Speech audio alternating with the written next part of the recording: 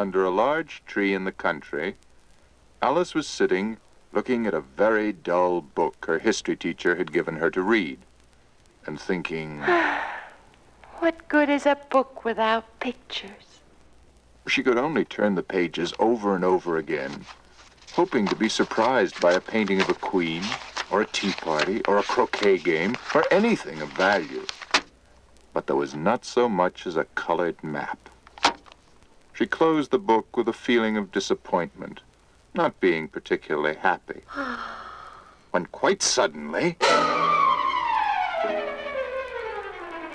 very large white rabbit with pink eyes ran right by the tree. Now, in the country, if you're sitting on the grass as quietly as Alice was, it's not really unusual to see a rabbit go jumping by. But this particular rabbit was wearing a small red velvet jacket and a huge yellow bow tie, and while running along, it took a gold watch from out of its pocket. I'm going to be late. I just absolutely know I'm going to be late. Oh, dear. Just, oh, dear. Late for what? Where are you going? Don't run away! The rabbit didn't answer. Not that Alice expected it to, because it was one thing for a rabbit to talk, and quite another to think it might answer a question. So she dropped her book and ran after it. It was not easy running either, since rabbits are very good at being quick. She ran across an open field and around an old stone wall just in time to see it jump into the biggest rabbit hole she had ever seen in her life. Oh, later. Oh. In another moment, never thinking how in the world she was going to get out again, Alice jumped in after it. But instead of landing on her feet, she found herself falling through the air, just as if she were in a deep well. How terribly curious. Either this is a very deep well, or else I'm falling terribly slowly. And how can you fall slowly? At first, she tried to look down to see what was underneath her, but it all seemed too far away. Then she looked at the sides of the well, which were filled with cupboards and bookshelves. Here and there she saw pictures and maps hung on pegs. She was falling so slowly that she had time to take a jar of orange marmalade from one of the shelves, taste it, and put it back on another shelf further down. I wonder how many miles I've fallen by this time. I must be getting somewhere near the center of the earth. And what will happen if I fall right through the earth? How peculiar it will be to come out where people walk upside down. And my poor cat Dinah will miss me so. There'll be no one to give her milk at tea time. Oh, Dinah, I wish you were here. There are no mice in the air, I suppose. But you might catch a bat. And bats are very like mice. But can cats eat bats? I mean, if a cat wanted to, why shouldn't it? Oh, dear. I'm thinking the silliest thing. Alice began to get sleepy, and in a dreamy way she went on asking herself, if cats ate bats, and bats ate cats, until she quite suddenly landed on a great mound of dry leaves. And the fall was over. The mound of leaves was at the end of a long marble hall lit with candles and chandeliers, and in the distance she could still see the rabbit running along, looking at his watch. Oh, my ears and whiskers, look how late it's getting. Now where is he off? It's getting later and later. Well, I suppose there's only one way to find out. She brushed herself off, just as if she had never fallen down the long well at all. She ran down the hall after the peculiar rabbit. She was right behind it, so close she could almost reach out and touch its round, furry tail when it turned a corner and simply wasn't there. Now that's just too curious for words. If it turned the corner, it ought to be on the other side. And there's nothing here but a room. And no pictures or doors. Really, what good is a room without pictures or doors? But there was a little three-legged table in the room, completely made of glass, and on the tabletop was a tiny golden key and a bottle that looked like pineapple juice, which said, "Drink me." Well, I suppose if it says to drink it, I ought to, since it's not marked poison, and there's nothing else to do anyway. Of course, if it were marked poison, it would disagree with me sooner or later, and it wouldn't be such a good idea to... Oh, what a curious feeling. I must be squeezing together like a telescope. It was not exactly like a telescope, but Alice was shrinking. And she kept right on shrinking until she was only 10 inches high. It was then that she noticed a curtain hanging over part of the wall that she could never have seen when she was her normal size. And when she pulled it back, there was a door that looked perfect for 10-inch high people. Oh, but it's locked. And I'll bet that golden key on the table would have opened it. But now I can never get back up on the table since the legs are slippery and made of glass, and I'm so small now. Oh, why did I have to chase that silly white rabbit in the first place? It certainly was an upsetting situation. For just by looking up, Alice could plainly see the key through the glass, but there was no way to reach it. She was almost ready to stop crying when she saw a piece of chocolate cake on a dish next to the tiny door, and printed on top of the cake in candy icing were the words, "Eat me up." Well, I suppose I should eat it. If it makes me larger, I can reach the key. And if it makes me smaller, I can creep under the door. And either way, I'll get to the other side. She ate a little bit, keeping her hand on top of her head to feel which way it was growing, but nothing happened until she had finished the whole cake, and then she zoomed up taller than she'd ever been. This time it was like a telescope. Her head bumped against the ceiling, and her shoulders pushed against the walls. She picked up the little key in her fingertips, but when she lay down and tried to fit it in the door, she realized she would never get through. Why, even one of her eyes was bigger than the whole door. So she began to cry again, great, huge tears that made splashing sounds as they struck the floor. And just then, the rabbit came running by again. Oh, the Duchess and the Queen. The Duchess and the Queen. I'm late again. Where are you going? I'm late. And now he's dropped his gloves. And everything is so curious. I'm sure it wasn't like this yesterday. I wonder if I've been changed in the night. And if I've been changed, who have I become? Who was I to begin with? As she talked, Alice noticed that and she'd been who putting will I on be one of the rabbit's tomorrow? gloves, something she could never have managed unless she were growing smaller again. And She if I shrank wasn't there last and night, shrank will I be until there she was less than tomorrow? 2 feet high. And she was almost down to nothing at all when she realized it must have been the glove that was doing it. So she pulled it off, stopped shrinking, and suddenly found herself splashing up to her chin in salt water. Oh, I'm glad I can swim. And all this water must be the tears I cried when I was 10 feet high. I should be careful of never doing that again. And what's that swimming toward me? It must be a hippopotamus. I know. It's only a mouse. Oh, how I wish it were Dynamite Cat. Ah! Cats, don't ever say that word. Oh, well, I beg your pardon. I'd forgotten that mice don't like cats. Not like cats. Would you like cats if you were me? Well, probably not, but you don't have to get all angry about it. I'm sure if you knew Dinah, you'd feel differently. She's so nice to me when she sits by the fire and purrs. And she's just wonderful at catching mice. Ah! But I didn't mean you. Please don't go away. Who will I talk to? Things are getting curiouser and curiouser. Things were so strange that Alice had nearly forgotten how to speak English.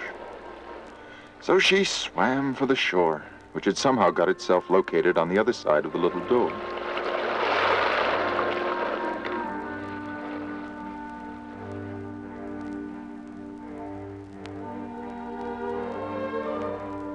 The sun was shining and there were fields and flowers everywhere. But since even the blades of grass were taller than she was, Alice decided the next thing to do was to get taller again. She looked all around to see if there were anything that seemed right for eating or drinking, under the circumstances. There was nothing really but a grand mushroom, fat and white, about the same height as she was. And when she'd looked under it, and on either side of it, it occurred to her she might as well look and see what was on top of it. She stretched up on her tiptoes, and quite unexpectedly, her eyes met those of a large blue caterpillar. He was sitting quietly on top of the mushroom, with his arms folded, very peacefully, smoking a water pipe, and not taking notice of anything in particular. Who are you? I hardly know, sir, just at the moment, anyway. I mean, I know who I was when I got up this morning, but I've been changed all around.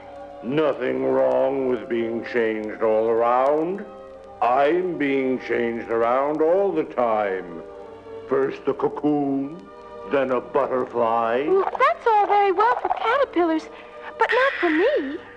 What a silly thing to say. Explain yourself. I can't explain myself. I'm afraid, sir, because I'm not myself. At least not while I'm this dreadful 3 inches high. 3 inches is a splendid height. I, for instance, am 3 inches high. But I'm not used to it. Oh, I wish you creatures wouldn't get offended so easily. You'll get used to it in time. In any event, one side will make you taller, and the other side will make you smaller. One side of what? Of the mushroom, of course. What else? And with that, the caterpillar took a puff of his water pipe and disappeared.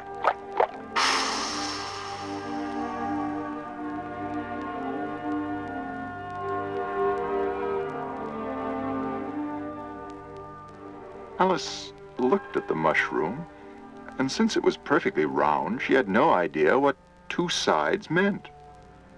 So she stretched her arms around it as far as they would go, and broke off a bit with each hand. When she tried the bit in her left hand, she shot up through the trees, knocking down branches and poking her head through the puffy white clouds.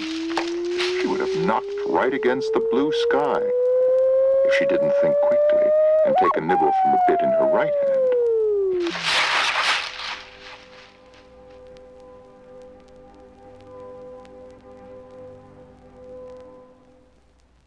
The next thing she knew, she was exactly the same height she had been in the morning, except for one peculiar thing.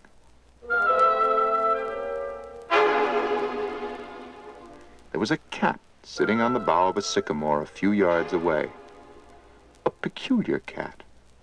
A Cheshire cat, in fact, which was nothing at all like Dinah. The Cheshire cat was grinning curiously. Oh, Cheshire Puss, would you tell me, please, which way I ought to go from here? That depends a good deal on where you want to go. Oh, I don't really much care where. Then it doesn't matter which way you go. But I want to go somewhere. Oh, you're sure to do that, if you walk long enough. But aren't there any people who live around here? In that direction, there's a hatter. And in that direction, there's a March hare. Visit either you like. They're both mad. But I don't want to visit mad people. Oh, you can't help that. We're all mad here. I'm mad. You're mad. What a dreadful thing to say. How do you know I'm mad? You must be. Or you wouldn't have come here, would you? All the while the Cheshire cat was talking, part of him was disappearing and reappearing. First his head, then his tail, then everything but his smile.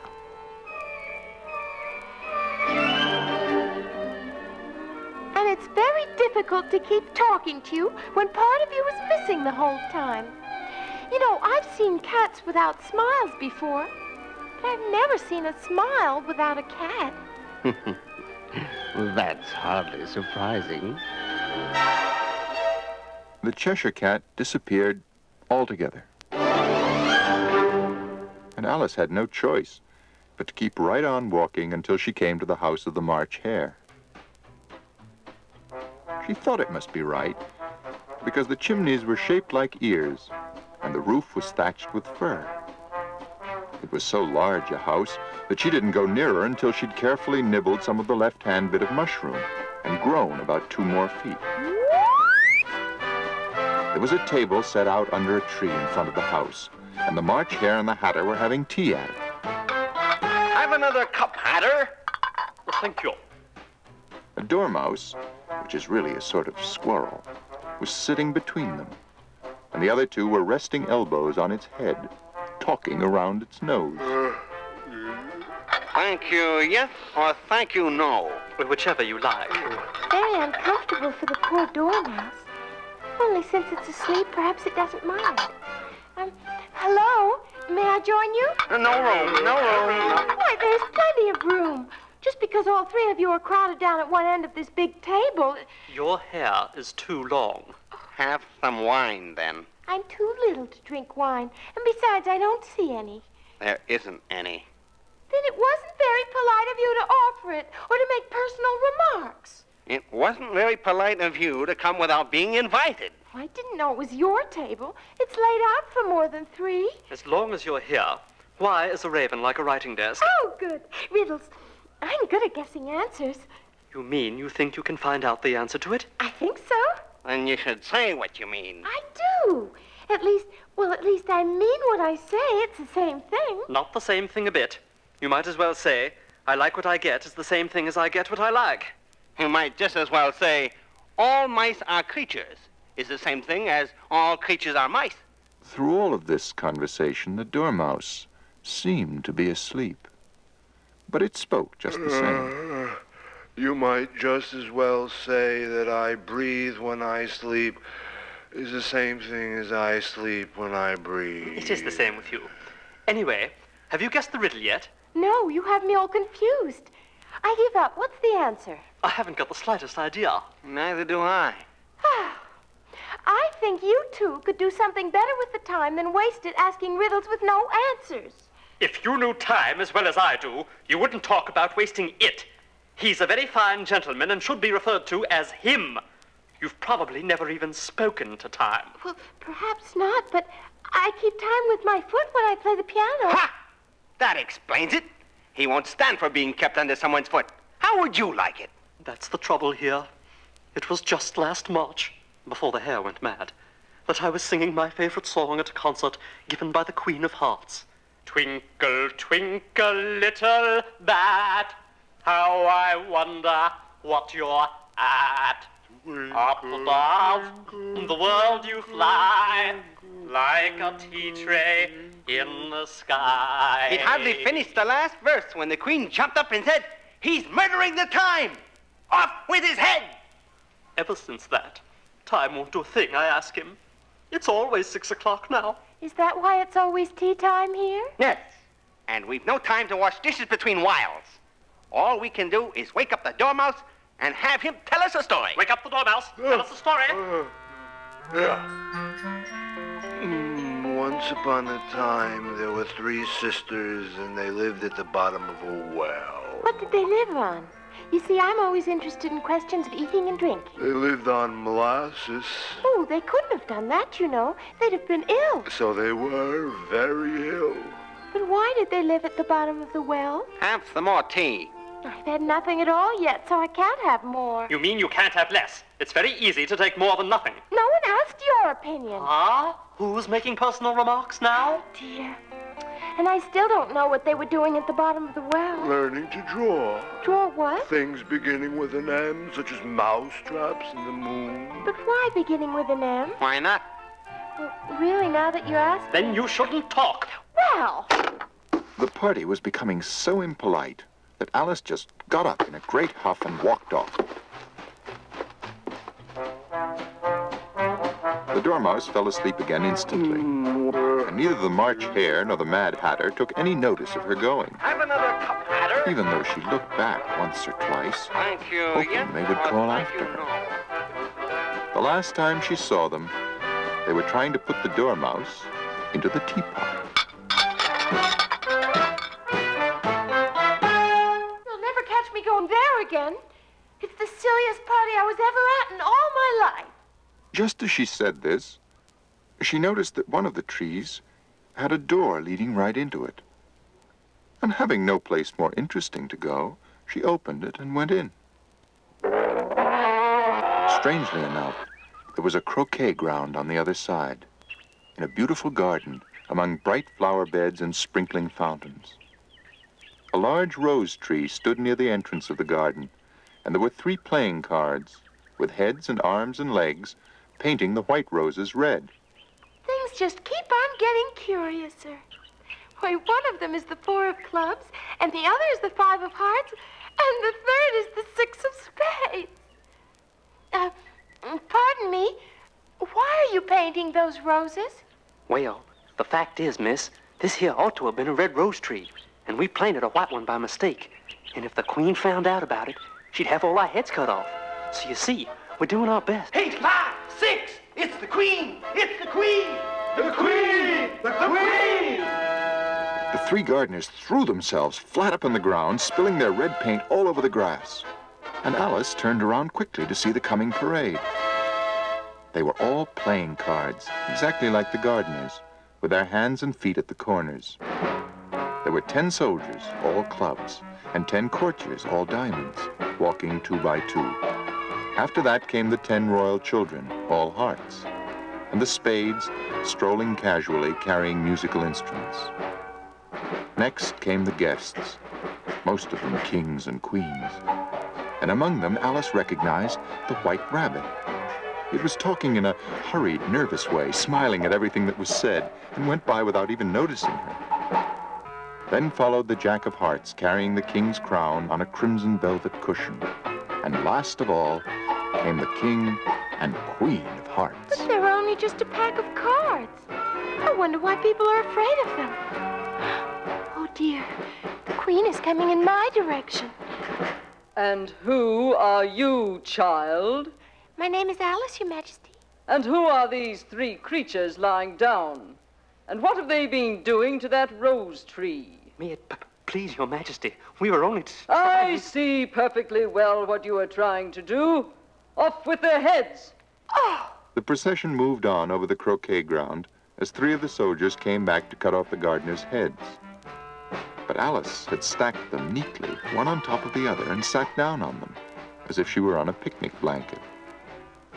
The soldiers looked round for a minute or 2, then gave up and went back to where the game was beginning. After a moment, Alice followed them. Are their heads gone? Yes, Your Majesty. Good. And can you play croquet? I think so. You'd better, if you want to keep your head. Let's begin, then.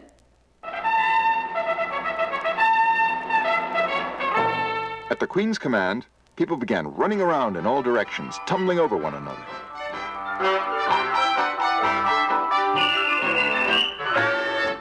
When they got settled down, the game began, and Alice had never seen anything quite so extraordinary. The balls were live hedgehogs, the mallets were live flamingos, and the soldiers had to double themselves up and stand up on their hands and feet to make the arches. Alice absolutely could not manage her flamingo, because whenever she had its long neck straightened out and was going to use its head to tap the hedgehog, it would twist itself around, look at her face, and kiss her on the nose. Just then she noticed a peculiar appearance in the air, which turned out to be a grin, and she realized it was the Cheshire Cat again. How do you like the Queen? Not at all. She's really... Who are you talking to? It's a friend of mine, Your Majesty, a Cheshire Cat. Perhaps you and the King would like to be introduced. I don't like the looks of it at all. However, it may kiss my hand if it likes. I'd rather not, thanks. Don't be impertinent and stop smiling at me like that? The king said to stop smiling. Well, off with his head. Yes, off with his head. Executioner, do your work. Begging your Majesty's pardon, you can't cut off a head unless there's a body to cut it off from. Nonsense. Anything with a head can be beheaded. And if something isn't done soon, I'll have everybody's head off. Oh, dear. But while the executioner sharpened up his huge axe, the Cheshire Cat just smiled and disappeared entirely. Where's it gone? Gone. Come back and have your head cut off. Cut off. That's an order. Well, seeing that cat's gone And you, Miss Alice, caused all this trouble. and ruined our day, We'll just have to have your head cut off. Why, what an awful thing to say. to say, and that white rabbit. Yes, since he started the whole thing. Oh, dear. Oh, dear. At this, all the cards changed to normal size and spun around in the sky.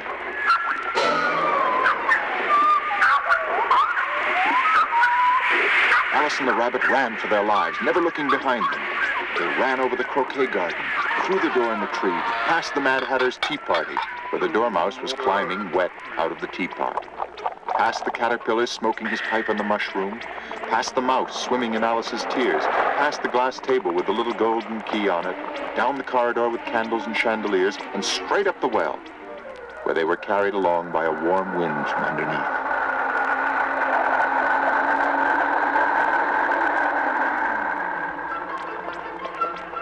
While running, the rabbit had taken out its watch again. I'm late. Oh, dear, I'm late again. And Alice had once more tried to catch it to ask the meaning of everything that had happened. By the time she was out of the rabbit hole and under the tree where she first had seen the strange creature, she was so tired from running that she could only lie down to catch her breath. She fell asleep nearly at once. And when she awoke, the sun was still shining, and her history book was in her hands. She rubbed her eyes and stretched her arms and yawned. Well, perhaps tomorrow I'll read my history. Although I still don't know the use of a book without pictures. And she skipped along home, where by now her lunch was probably ready. And if anyone asked her a riddle, they would surely know the answer first.